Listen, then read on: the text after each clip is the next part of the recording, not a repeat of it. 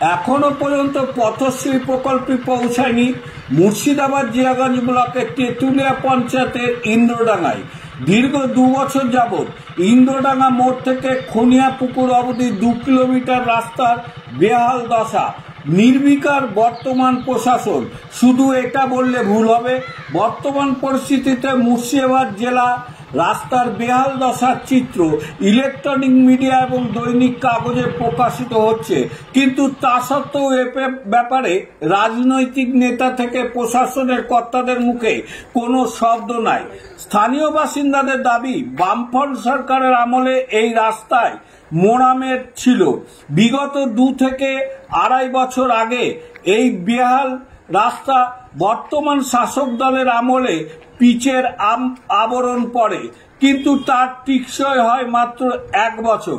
তারপর থেকে রাস্তার এই বেহাল দশার কারণে সাধারণ মানুষের দৈনন্দিন জীবনযাত্রা থেকে এক আতঙ্কের সৃষ্টি হয়েছে।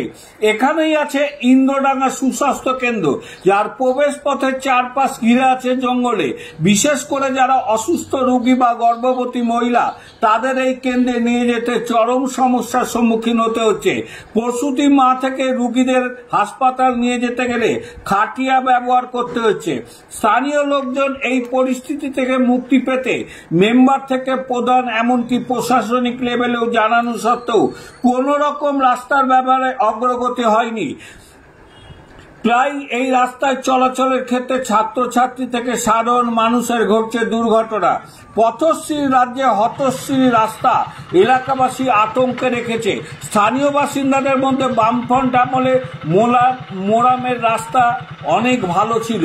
পঞ্চায়েত ভোটের আগে পিচের রাস্তা টোপ দিয়ে ভোটের বৈতরণী পার করার পর আর তাদের কোনো দেখা পাওয়া যায় না।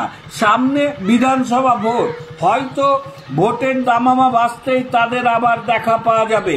তখন হয়তো এই রাস্তার জন্য তারা ঝাঁপিয়ে পড়ে কাজ করে দিবে, কিন্তু সেই রাস্তার আয়ু কতদিন? কারণ ঘর পোড়া গরু সিঁদুরে মেঘ দেখলে পালায়, সেই অবস্থা হয়েছে এলাকাবাসী। আমাদের মোরাম রাস্তা ছিল, মানে ল্যাটারাইজ যেটাকে বলে, তখন এর চাইতে ভালো ছিল।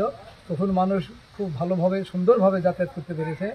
মোরাম উঠিয়ে দেওয়ার পর, এই যে আপনার পিচ করার পর 1 বছর ভালো থাকার পর 2 বছর থেকে আমরা এই কষ্ট অনুভব করছি। এটা কি অতীতে কোনো পঞ্চায়েত কার দখলে ছিল? অতীতে পঞ্চায়েত আপনার 10 বছর পিছনে গিয়ে বামফ্রন্টে ছিল। বামফ্রন্টের আমলে ভালো ছিল? বামফ্রন্টের আমলে রাস্তা ভালো ছিল, ল্যাটারাইজ ছিল রাস্তা। আচ্ছা, মোরামে। তারপর তৃণমূল জামানে খারাপ হয়ে গেল। তৃণমূলের জামানায় এসে পিচের ব্যবস্থা হলো। পিচের ব্যবস্থা হওয়ার পর আপনার 1 বছর ভালো চলার পর 2 বছর থেকে এই কষ্ট অনুভব করছি আমরা। আচ্ছা, পিচের রাস্তা করার পর সেই পিচ উঠে গেছে? পিচ উঠে গেছে, পাথরও তো নাই। মানে নিম্নমানের কাজ হয়েছিল তাহলে? তারপর হ্যাঁ, নিম্নমানের কাজ। এত তাড়াতাড়ি কি করে নষ্ট হয়? আগে তাহলে কি যে রাস্তা ছিল? ঢালাই রাস্তা না, আগে রাস্তা ছিল আপনার যে মোরামের রাস্তা, ল্যাটারাই। আচ্ছা, লাল মোরাম মাটি। আচ্ছা, লাল মাটির রাস্তা ছিল আগে? হ্যাঁ, আগে সেটা কি পরবর্তী পিচের রাস্তা করা? সেটাকে উঠিয়ে দিয়ে পিচের রাস্তা করেছে। তারপরে রাস্তা ভেঙে গেছে? তারপর রাস্তার অবস্থা 2 বছর ধরে এরকম? 2 বছর ধরে এরকম। এই রাস্তা দিয়ে আপনি যাতায়াত করেন প্রতিদিন? আমি প্রতিদিন যাতায়াত করি। জল হলে কি অবস্থা হয়? জল হলে আপনার এই সাইকেল বের করতে পারা যায় না। সাইকেল যদি বের করি তো আপনার সাইকেল কোথাও সাইকেল নিয়ে পড়ে দিতে হয়, এরকম অবস্থা। কালকে যেমন 2 জন ছাত্র 4টার সময় বাড়ি যাওয়ার পথে জলে পড়ে গেল, আমি ওকে সঙ্গে করে উঠিয়ে নিয়ে আবার জামা কাপড় পাল্টে দিয়ে এসে বাড়ি পাঠাই। আচ্ছা, এরকম অবস্থা। এখন কি চাইছেন? এখন আমরা রাস্তার একটা সুব্যবস্থা, একটু রাস্তা যেন আমরা চলাচল করতে পারি, রাস্তাটা সংস্কার নতুনভাবে করা হোক। আগামী দিনে তো পঞ্চায়েত প্রধানকে জানিয়েছেন? গত দিনে পঞ্চায়েতকে জানিয়েছিলেন? গত পঞ্চায়েতকে জানিয়েছি, পঞ্চায়েতে বারবার ডেপুটেশন দিয়েছি, বিডিওকে জানানো হয়েছে। বিডিও কি বলেছে? বিডিও বলেছে দেখছি, দেখবো, এরকম অবস্থা। আপনার নাম? আমার নাম সিরাজুল ইসলাম। সিরাজুল ইসলাম। এদিকে আমাদের বলতে গেলে এই ইন্দ্রডাঙ্গা নাজারের মোড় থেকে খনিয়াপুকুর পর্যন্ত 2 কিলোমিটার রাস্তা চলাচলের একদম অযোগ্য। বিগত 2 বছর যাবত আমরা এই রাস্তা মানে চলাচল করতে পারছি না। এখানে একটা স্বাস্থ্য কেন্দ্র, উপস্বাস্থ্য কেন্দ্র, আপনারা হয়তো অনেকটা গেলে দেখতে পাবেন যে উপস্বাস্থ্য কেন্দ্র রয়েছে, সেখানে রোগীরা যেতে পারে না। এখানে যেহেতু মাতৃ মারা যায় এবং টুকটুকি বা কোনো অটো এখানে যায় না, ভাড়া দিলেও যাবে না। আর তাছাড়া এখানে আমাদের এই যে 4টে সংসদ মিলিয়ে 5000 লোকের বাস খনিয়াপুকুর পর্যন্ত। এইখানে আমাদের এই বিগত দিনে বারে বারে বলা সত্ত্বেও 3টে হাই স্কুল আছে। একটা একটা কুনিয়াপুকুর সুলতানপুর সিনিয়র মাদ্রাসা, আর এখানে বুদিয়া হাই স্কুল আর হাই মাদ্রাসা, এই 3টা স্কুল আছে। যথারীতি সকাল 10টা থেকে আমরা ছাত্ররা যখন যাই, অনেকদিন বৃষ্টি হলে সেখান থেকে তারা রাস্তা থেকে ফিরতে হয়। কারণ হচ্ছে এখান থেকে সাইকেল চলাচলের অযোগ্য, আর তাছাড়া আমরা রোগীদের তো অ্যাম্বুলেন্স আসার কোনো প্রশ্নই ওঠে না। আপনারা দেখবেন এই সামনেকার মোড় পর্যন্ত অ্যাম্বুলেন্স আছে, তারপর আমাদের ওইদিকে আর অ্যাম্বুলেন্স যেতে চায় না।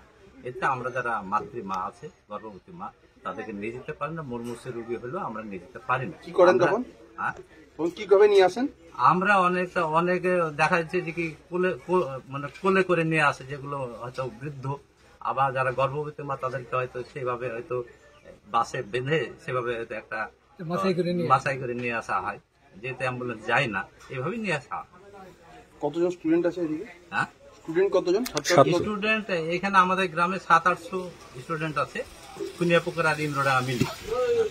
এই গোড়া রাস্তাটা এরকম কতদিন ধরে? তাও এটা 2 বছর যাবত রাস্তাটা এরকম হয়ে আছে। প্রধানকে জানিয়েছেন? প্রধানকে ডেপুটেশন দেওয়া হয়েছে, গ্রামের তরফ থেকে অনেককে জানিয়েছে। এখানে প্রতিনিধি থেকে বারবার বলা সত্ত্বেও তারা বলে যে এই হচ্ছে করে, কিন্তু হয় না। হ্যাঁ, আমরা তো মানে বারে বলি আর কি, যখনই প্রতিনিধিরা আসে রাস্তায় দেখা হয়, গ্রামে হয়তো কোনো কাজে আসে, তাহলে আমরা বারে বলি, গ্রামের মেম্বারকে বলি, পঞ্চায়েত সমিতি, জেলা পরিষদ। পঞ্চায়েতের যে মেম্বার তার বাড়িও কি এখানেই? হ্যাঁ, গ্রামের আমাদের যে পঞ্চায়েতের মেম্বার রাফিকুল ইসলাম, তার বাড়ি এখানে। তাকেও এই রাস্তা দিয়ে পার হতে হয়? এই রাস্তা দিয়ে পারাপার হতে হয়। তিনি এই বিষয়ে কিছু বলেন না?